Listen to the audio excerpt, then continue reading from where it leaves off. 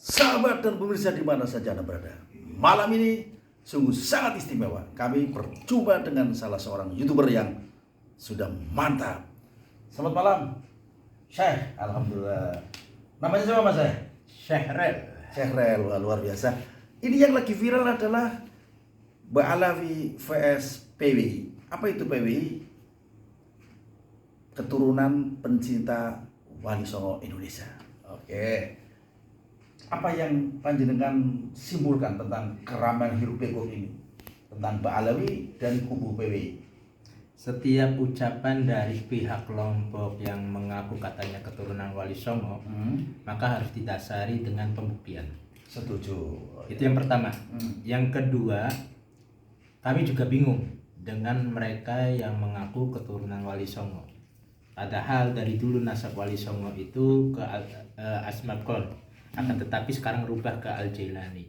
Yang berubah itu hanya segelintir orang. Oke. Sedangkan dari Kesultanan Banten, dari Cirebon dan lain sebagainya, tetap jalurnya ke Imam Ubaidillah bin Ahmad bin Isa al-Muhajir. Mbak Alawi juga ya. Mbak Alawi. Nah, terkait dengan Kiai Imad, mohon maaf Kiai Imad, tesisnya yang mengatakan bahwa Mbak Alawi adalah terputus. Pendapat Terkait Anda, masalah tesis, tesis itu harus diuji oleh yang ahlinya, ya, oleh profesor yang ahlinya. Tesis yang dibuat oleh Imad ini menurut saya bukan tesis, melainkan kesimpulan yang mengambil dari Google lalu di copy paste, dan di situ ada dalil-dalil yang diambil dari Wahabi juga. Gitu. Jadi saya sangat menyayangkan, dan itu setelah kesimpulan itu jadi, yang katanya tesis itu tidak diuji kepada yang ahlinya, melainkan langsung dilempar ke masyarakat.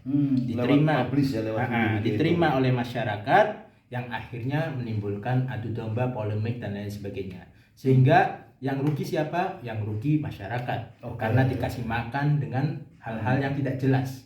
Seperti itu. Kami sebagai orang yang sangat mencintai masyarakat untuk mempersatukan agar tidak terpecah belah, kami melakukan langkah-langkah. Salah satunya apa? Kami melawan doktrin-doktrin mereka. Karena mereka tampilnya di media sosial, ya kita tampilnya di media sosial. Nah, kalau dia tampilnya di hukum, kita tampilnya di hukum. Terkait dengan penyebaran isu dan pemberitaan yang di video viral di Facebook dan sebagainya sampai ke kota kita, yaitu kota Tegal tercinta. Kemarin ada satu pengajian, salah satu penceramahnya hampir mengatakan mengikuti ceramah-ceramahnya. Nah, itu bahkan ada yang menurut sebagian orang ada yang menista dengan kata-kata. Ada yang bilang hasu. Gimana menurut pendapat Anda? Yang pertama, saya tidak kenal dengan orang tersebut. Ya. Yang kedua, saya ingin kenal. Oke. Dengan kata-kata yang katanya menyetorkan uang 5 karung. 5 karung harus dibuktikan ya. Udah gitu terkait tentang masalah kuburan 400 yang diganti namanya, dan juga kata-kata yang lain sebagainya, itu harus adanya pembuktian. Betul. Kalau tidak dibuktikan, berarti dia sudah memfitnah, pencemaran nama baik, sudah memviralkan nama seseorang yang seseorang itu tidak melakukannya. Itu yang pertama. Yang kedua, yang katanya terkait tentang masalah lupit. Nah, lupit ini kan terkait wayang yang khas Tegal, yaitu dari Ki Entu Susmono. Gitu. Akan tetapi wayang tersebut diplesetkan menjadi Lupit bin Yahya. Padahal ada urusannya dengan Habib Lutfi. Nah, ini diplesetkannya ke Lupit bin Yahya. Gitu. Nah, ini sangat disayangkan, padahal mantan Bupati Entu Susmono almarhum itu adalah anak angkat ataupun orang terdekatnya Habib Lutfi bin Yahya.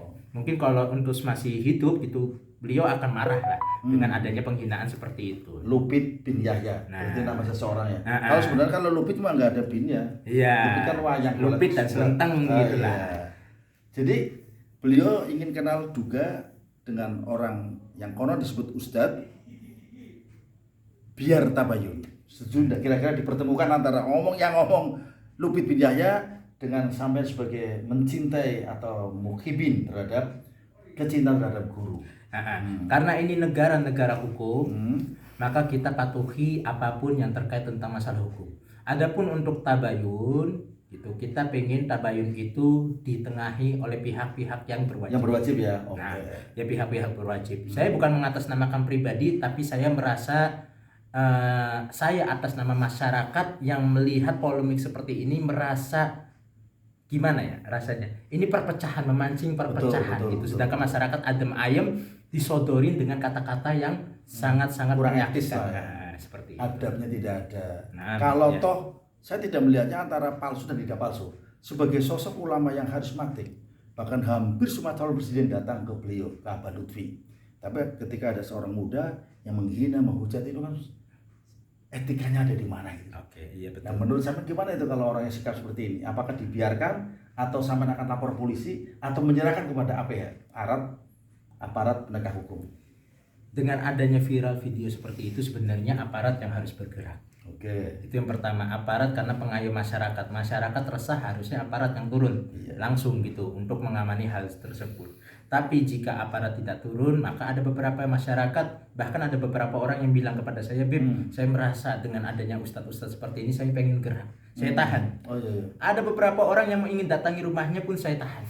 Kata saya nggak ada pentingnya. Kalau antum mau urus ke pihak yang berwajib, karena kita adalah negara-negara hukum. Jadi langkahnya kita itu tidak salah. Oke. Nanti kalau kita tidak datangi, secara langsung kita datangi dia gitu, tanpa adanya pihak berwajib, nanti akan ada framing, katanya intimidasi, persekusi dan lain sebagainya. Nanti akhirnya digoreng-goreng lagi seperti itu. Makanya kita pengen dengan cara yang baik-baik saja. Oke, berarti intinya pada malam ini kita ditemukan oleh Tuhan, namanya qadarullah. Insya Allah, semoga Ustadz yang menjelek-jelekan ulama karismatik ini bisa diundang aparat dan panjenengan bersedia hadir untuk melakukan tabayun lewat atau klarifikasi atau restorasi justice, sehingga tidak melebar kemana-mana dan polemik ini harus segera dihentikan demi keutuhan NKRI dan sesama Islam tetap terjalin ukhuwah Islamiyah. Assalamualaikum warahmatullahi wabarakatuh. Waalaikumsalam warahmatullahi wabarakatuh.